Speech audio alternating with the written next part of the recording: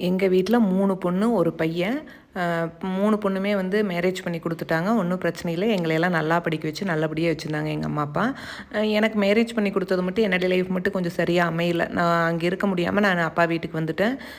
சரி ஹஸ்பண்ட் ஒய்ஃபுக்கு வந்து கொஞ்சம் அண்டர்ஸ்டாண்டிங் இல்லாம போயிருச்சு.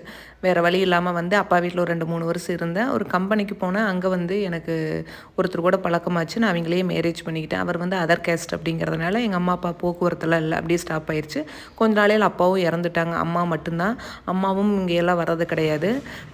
தங்கச்சி வீட்டுக்கு, தம்பி வீட்டுக்கு அப்படியெல்லாம் போயிட்டுருப்பாங்க. சரி அப்படின்ட்டு விட்டாச்சு. சரி நம்ம லைஃப் வந்தாச்சு, நம்ம லைஃப்பை பார்க்கலாம் அப்படின்னு சொல்லிட்டு நல்லபடியாக வச்சுருந்தாங்க என் கணவர். ஒன்றும் பிரச்சனை இல்லை. நல்ல செட்டில்மெண்ட், நகை நட்டெல்லாம் பண்ணி போட்டு காரு எல்லாமே சரி நல்லா நிம்மதியாக இருந்தோம். ஆனால் என்ன ஒரே ஒரு குறை அப்படின்னா குழந்தை மட்டும் ஒரு 10, 15 வருஷமாக குழந்தை இல்லாத போயிருச்சு. அப்புறம் ட்ரீட்மெண்ட் எடுக்கலாம், கொஞ்சம் குழந்தை மேலே ஆசை வந்த மாதிரி இருந்தது. குழந்தைகளை பார்க்க பார்க்க 15 வருஷம் அப்படிங்கிற லேட் தான். லேட்டாக இருந்தாலும் பரவாயில்ல, ட்ரீட்மெண்ட் எடுக்கலான்னு ட்ரீட்மெண்ட் எடுத்தோம். ஆனால் கையில் எந்த காசும் இல்லை அப்படிங்கிறதுனால அந்த டைமில் அங்கேயும் இங்கேயும் கடனை வாங்குறது, ஜுவல்ஸை கொண்டு போய் வைக்க, ஃபஸ்ட் ட்ரீட்மெண்ட் வந்து செட்டில் ஆகலை, அதாவது ஒத்து வரல.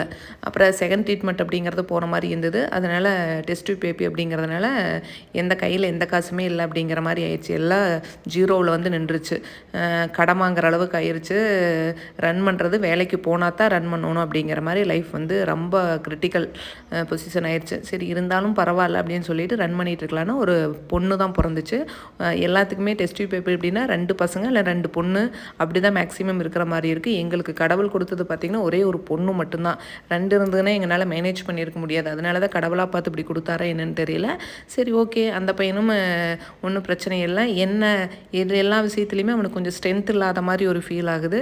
அப்படியே எங்கள் லைஃப் வந்து இப்போ வந்து எங்கள் வீட்டுக்கார் வேலைக்கு போனால் லைஃப் ரன்னிங் அப்படி போயிட்டுருக்குது. எத்தனை நாளைக்கு இப்படி போகும் அப்படிங்கிறது தெரியல. கொஞ்சம் மாற்றம் வந்துன்னா கொஞ்சம் லைஃப் நல்லாயிருக்கும் அப்படின்னு எனக்கு தோணுது. பையன் பார்த்தா சிறுசாக இருக்கிறான். எங்களுக்கு ஏஜ் ஆயிடுச்சு. எனக்கு 40+ ஆயிடுச்சு, அவங்களுக்கு 50+ ஆயிடுச்சு. பார்க்கலாம் இப்படியே போயிருமா அப்படின்னு.